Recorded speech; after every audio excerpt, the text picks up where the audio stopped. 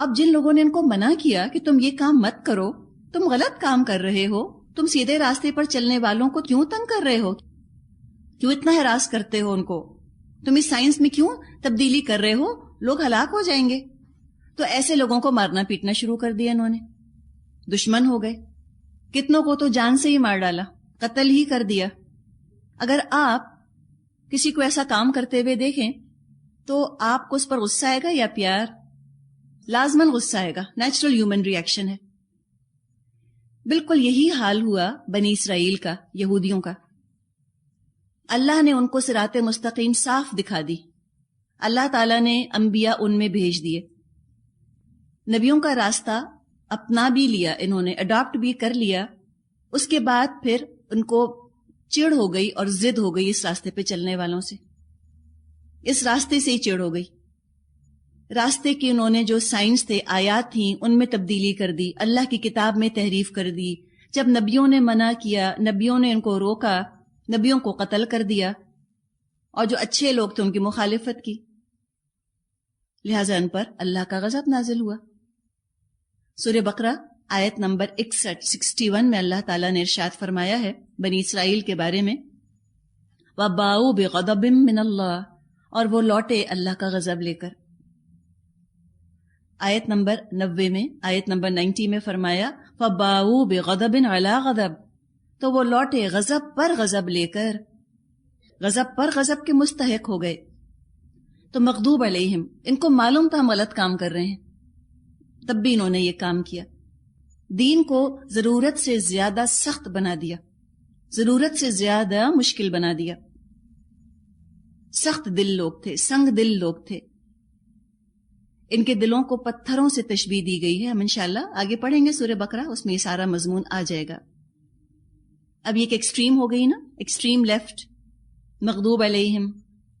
ایک ہے extreme right, دوسری انتہا کیا ہوئی؟ کچھ لوگ تھے اچھے خاصے سیدھے راستے پر تھے، لیکن کیا تھے بڑے نرم دل، بہت محبت کرنے والے، لوگوں کے ساتھ بہت پرخلوص.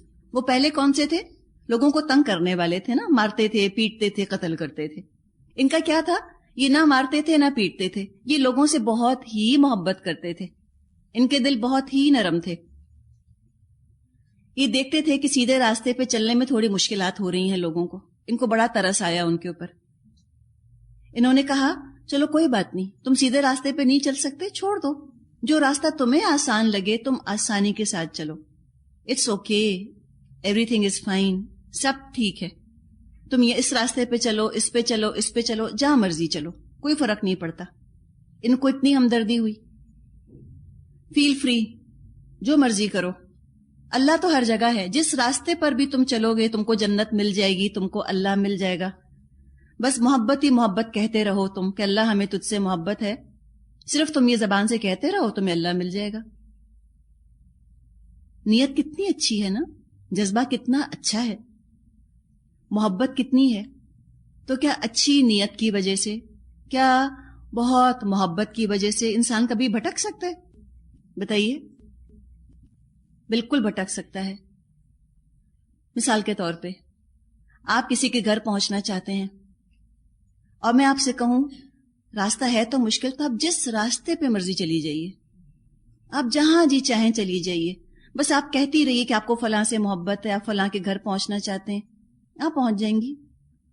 آپ کو ہنسی نہیں آئے گی میری بات پر، آپ کہیں گے آپ ہمیں بھٹکانا چاہتی ہیں. تو اسی طرح انہوں نے نرمی کی وجہ سے کچھ کو بھٹکا دیا، خود بھی بھٹک گئے، اور پھر یہ الضالین ہو گئے، بھٹکنے والے. صرف ارادہ کر لینے سے، صرف خواہش کر لینے سے کوئی سیدھے راستے پہ چل نہیں سکتا، کوئی منزل پہ پہنچ نہیں سکتا جب تک کہ ایڈریس اس کے پاس نہ ہو، پتہ اس کے پاس نہ ہو. جو اللہ تک پہنچنا چاہتا ہے، جنت تک پہنچنا چاہتا ہے، اس کا ایک خاص طریقہ اللہ نے اپنی کتابوں میں بتا دیا ہے. ایڈریس جنت کا قرآن کے اندر ہے، نہیں ہے اس کے علاوہ اور کہیں بھی. کتنی حماقت کی بات ہے یہ سوچنا کہ ہر ایڈریس وہ ایڈریس ہے جہاں میں پہنچنا چاہتی ہوں. کیسے ہو سکتا ہے؟ ایک خاص ایڈریس ہے جہاں آپ کو پہنچنا ہے، ایک خاص گھر ہے جہاں آپ کو پہنچنا ہے. تو اللہ کا ایک ایڈریس ہے، اللہ کا پتہ قرآن میں لکھا ہوا ہے، یہ کرو گے تو اللہ تک پہنچ جاؤ گے۔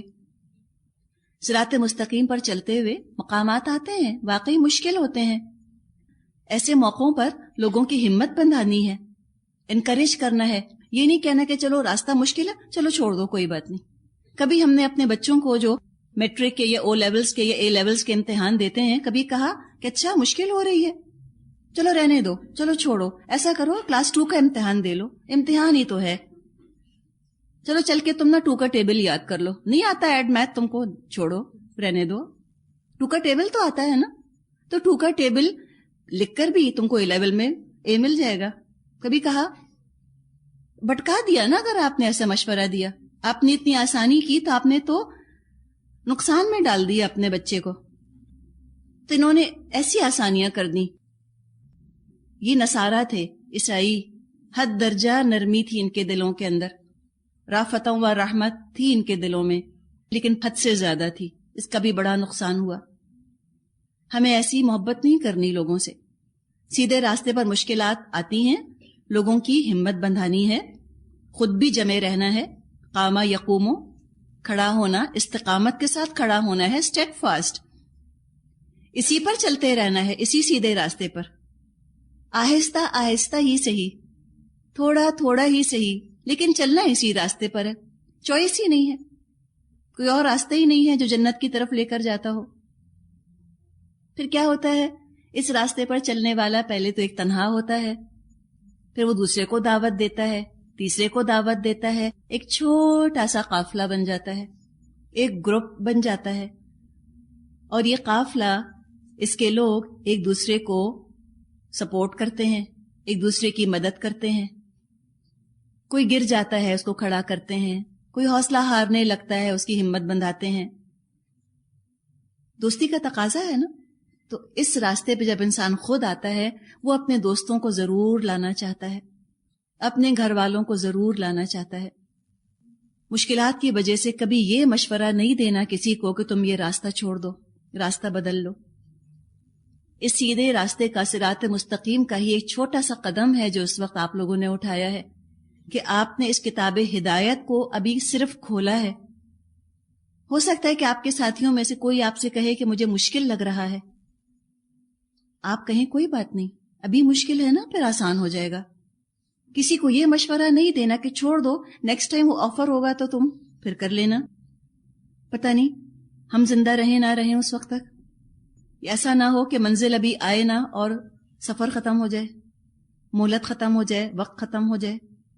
آج تو زندہ ہیں، اگلے سال کا نہیں پتا، کل کا بھی نہیں پتا۔ اس دن کسی سے بات ہو رہی تھی تو ان کا کہ ہاں ٹھیک ہے، پتا نہیں کل زندہ رہیں گے یا نہیں، لیکن پرابلٹی ہائی ہے کہ کل زندہ رہیں گے۔ جو بہت زیادہ ریشنلسٹ ہوتے ہیں، ایجوکیٹڈ، اسی طرح بات بھی کرتے ہیں نا، تو یہ بتانا ہے کہ زندگی میتھ کے فارمولے کی طرح نہیں چلتی، 2+2 کی طرح نہیں ہے، کوئی اپنی ایکسپائری ڈیٹ لے کر نہیں پیدا ہوتا کہ 1990 میں مینوفیکچر ہوا تھا، 2040 میں ایکسپائر ہو جائے گا، تو اس طرح نہیں ہے، کچھ نہیں پتا، کل ایکسپائر ہو جائیں، کل ختم ہو جائیں۔ میتھ کے فارمولے نہیں چلتے زندگی کے اوپر، وہ تھیوریز نہ لگائیں اس پر۔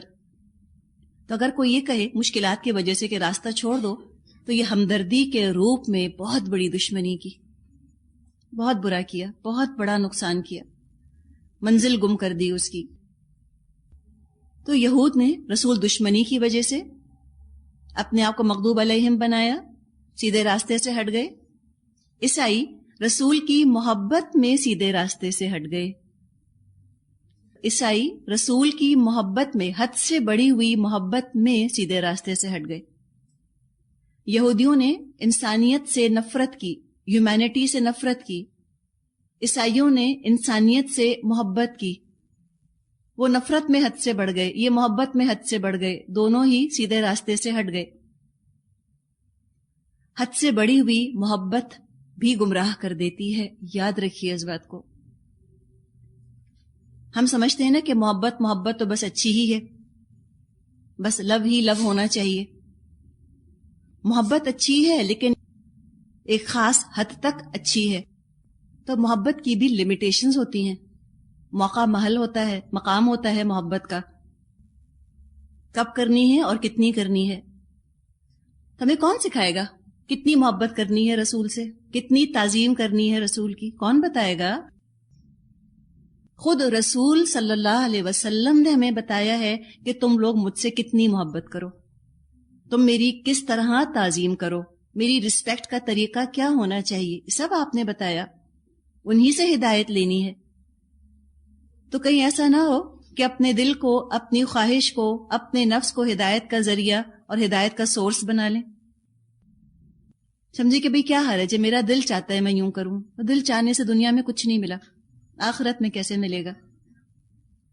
تو 3 راستے ہمارے سامنے آ گئے. ایک تو انعمت علیہم لوگوں کا راستہ، انعام پانے والے لوگوں کا، جو ہمیں چاہیے. ایک ان کا راستہ جن پر اللہ کا غضب نازل ہوا، یہ ہم کو نہیں چاہیے. ایک وہ جو سیدھے راستے سے بھٹک گئے، ان کا راستہ بھی نہیں چاہیے. یہ دعا ہے، اس کے آخر میں آمین کہا جاتا ہے، یعنی کہ اللہ ایسا ہی ہو. یہ عام لفظ ہے، یہ جوز بھی استعمال کرتے ہیں، کرسچنز بھی ایمن کہتے ہیں نا جی. آمین یعنی کہ اللہ ایسا ہی ہو.